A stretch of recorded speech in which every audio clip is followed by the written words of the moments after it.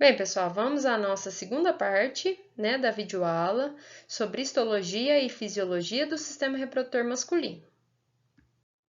As referências utilizadas para essa aula, assim como as figuras, os esquemas, foram retirados do Junqueira e Carneiro, Histologia Básica, Netter, Base da Histologia e Gartner, Tratado de Histologia. Lembrando que essas bibliografias estão disponíveis na minha biblioteca, a biblioteca virtual da União Evangélica.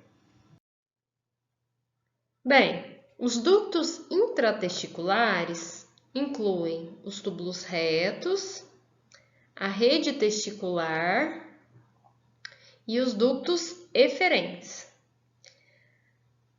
Os túbulos retos, eles vão levar os espermatozoides produzidos aqui nos túbulos seminíferos para a rede testicular.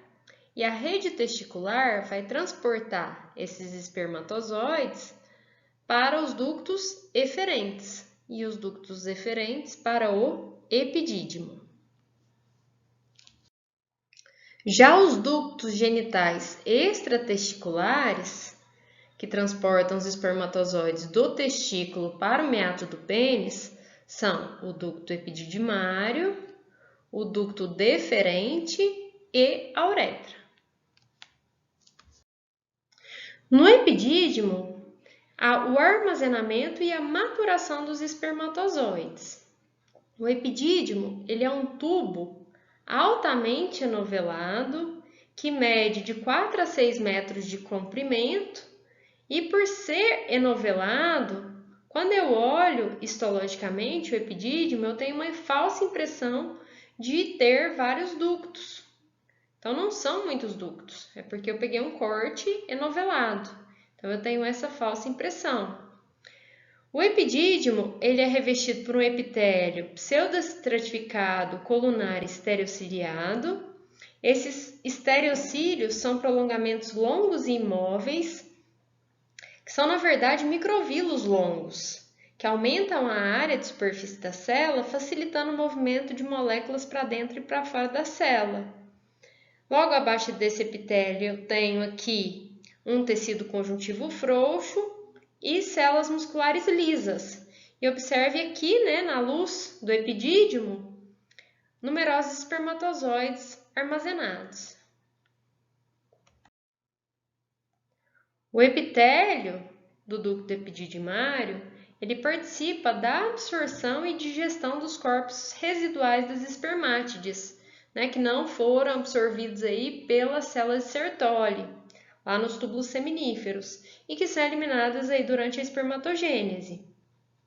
E as contrações musculares do músculo liso, que fica aqui juntamente com o tecido conjuntivo frouxo, ajudam a mover o fluido ao longo do tubo. A extremidade aqui do ducto do epidídimo origina o ducto deferente, que vai terminar na uretra prostática, onde vai esvaziar seu conteúdo.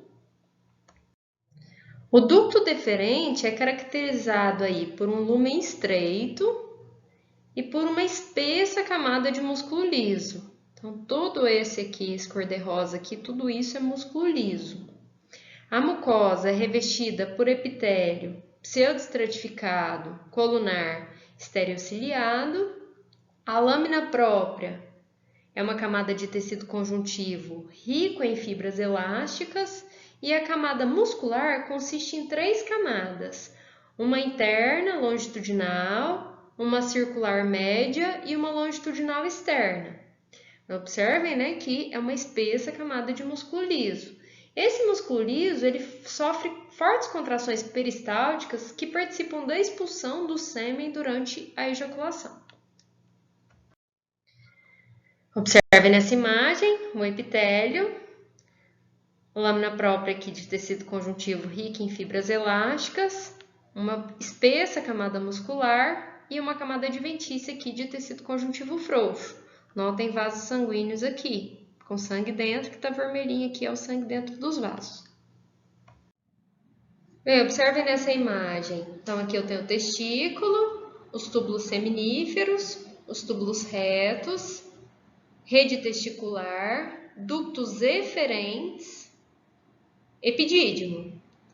Aí do epidídimo eu venho para o ducto deferente.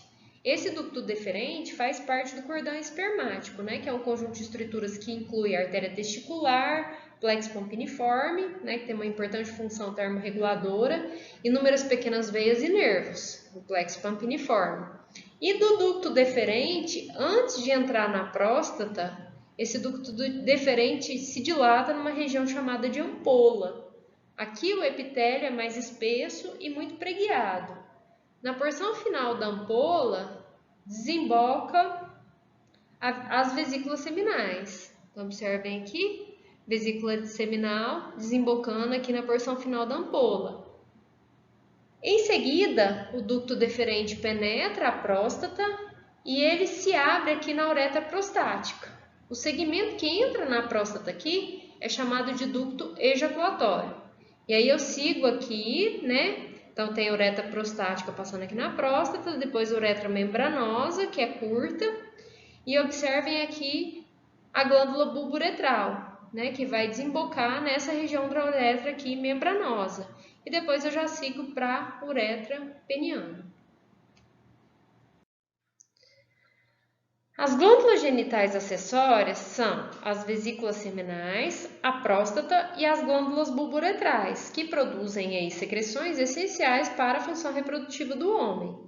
As vesículas seminais elas consistem em dois tubos muito tortuosos que, quando estendidos, medem de 5 a 10 centímetros. E quando a gente observa esse órgão seccionado, nota-se aí que o tubo é observado em diversas orientações. Observem que a mucosa da vesícula seminal é muito preguiada, então toda essa aqui é a mucosa, que eu tenho uma lâmina própria rica em fibras elásticas e envolvida aqui por uma espessa camada de músculo liso. As vesículas seminais, elas não são reservatórios para espermatozoides. Elas contêm uma secreção com substâncias importantes para os espermatozoides, como frutose, citrato, inositol, prostaglandinas e várias proteínas. Observe mais uma vez aí essa mucosa, bastante preguiada, a lâmina própria, constituída por tecido conjuntivo frouxo com abundantes fibras elásticas e a camada de músculo liso. O epitélio, como de outras áreas aí também do sistema reprodutor masculino, ele é pseudoestratificado com células basais e células cilíndricas. E a altura das células epiteliais, e assim como o grau, né, de atividade secretora dessa glândula, depende dos níveis de testosterona. Esse músculo liso, né, que é essa camada muscular aqui, se contrai durante a emissão da ejaculação. 70% do volume do ejaculado se origina das vesículas seminais. E quanto aos carboidratos, eu tenho a frutose sendo o carboidrato mais importante aí, que é uma fonte energética para a motilidade dos espermatozoides. A próstata é um conjunto de 30 a 50 glândulas túbulo-alveolares ramificadas, então túbulo-alveolares, né, túbulo mais retilíneo, alveolares mais arredondadas, ramificadas, que envolvem uma porção da uretra, né, que é chamada de uretra prostática. Ela tem 3 zonas distintas, uma zona central, uma zona de transição e uma zona periférica. Essas zonas são importantes com relação a patologias, né, doenças que podem acometer a próstata. Sabe-se que a hiperplasia prostática benigna é mais encontrada na zona de transição e a zona periférica, né, onde se desenvolvem a maioria das neoplasias e processos inflamatórios. As glândulas tubuloalveolares da próstata, elas são formadas, né, por epitélio que vai variar de cuboide alto a pseudoestratificado colunar. Também, né, a testosterona exerce influência sobre a altura desse epitélio. Ela é envolvida por uma cápsula de constituição fibromuscular, então tecido conjuntivo mais músculo liso, com fibras elásticas, né? Uma cápsula fibroelástica, rica em músculo liso, e a partir dessa cápsula que reveste ela externamente, emitem, né, septos, que compartimentalizam a glândula em lóbulos, que não são muito bem definidos aí no homem adulto. Então, esse estroma, né, de tecido fibromuscular vai cercar as glândulas, né, e essa emissão vem a partir da cápsula que emite septos. Observe ainda nessa imagem a uretra prostática, que é revestida por epitélio de transição, e aqui as glândulas da zona central. As glândulas, elas produzem a secreção e armazenam para expulsá-la durante a ejaculação. Assim como a vesícula seminal, a estrutura e função da próstata são reguladas pela testosterona. E eu também, né, encontro pequenos corpos esféricos de constituição glicoproteica medindo de 0,2 a 2 milímetros de diâmetro, que são chamados de corpora amilácea e que encontram-se, né, frequentemente calcificados, mais comumente encontrados em idosos. Então, ele é observado aí no lúmen da próstata. Acredita-se que eles sejam formados pelo produto da secreção da próstata associado a células degeneradas. Observe nessa imagem também, aqui com coloração especial, células musculares lisas em vermelho e fibras aí, né, de tecido conjuntivo em azul, né, mostrando esse estroma fibromuscular. Então, observem, né, o parênquima da próstata, que é a porção secretora, glandular, e o estroma fibromuscular, né, que é esse tecido de sustentação. Bem, as glândulas bulbouretrais são também chamadas de glândulas de Cooper. Elas medem de 3 a 5 milímetros de diâmetro, se situam-se aqui próxima à porção membranosa da uretra, na qual lançam aqui sua secreção. Elas são glândulas tubuloalveolares também, revestidas por epitélio cúbico simples, produtor de muco. Tem também células musculares esqueléticas e lisas nos septos, que dividem essa glândula aqui em lóbulos, e o muco que é secretado é claro e age como um lubrificante. Bem, o pênis, ele é constituído por 3 corpos cilíndricos de tecido erétil, envoltos aí por pele. 2 desses cilindros, os corpos cavernosos do pênis, estão localizados na porção dorsal. E o terceiro é localizado ventralmente e envolve a uretra, que é chamado de corpo esponjoso da uretra, e alguns livros de histologia também trazem corpo cavernoso da uretra, certo? Então, observe aqui, ó, corpo esponjoso da uretra.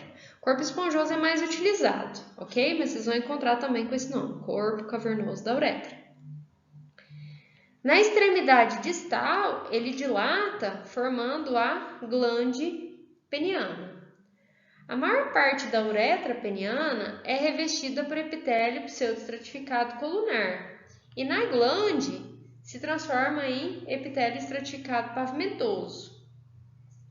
Eu tenho também glândulas secretoras de muco, né, que são chamadas de glândulas de Littré, que são encontradas ao longo da uretra peniana. Os corpos cavernosos, eles são envolvidos por uma espessa camada e resistente, né, de tecido conjuntivo denso, que é a túnica albugínea.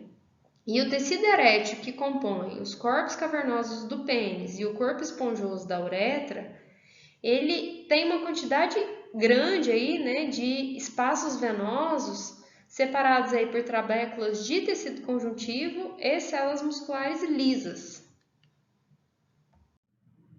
Então, mostrando para vocês, né, esse tecido erétil. Então, aqui o pênis flácido, a circulação sanguínea e do pênis erétero. Então, observem a anastomose arteriovenosa aqui. No pênis flácido está aberta, desviando sangue para a drenagem venosa.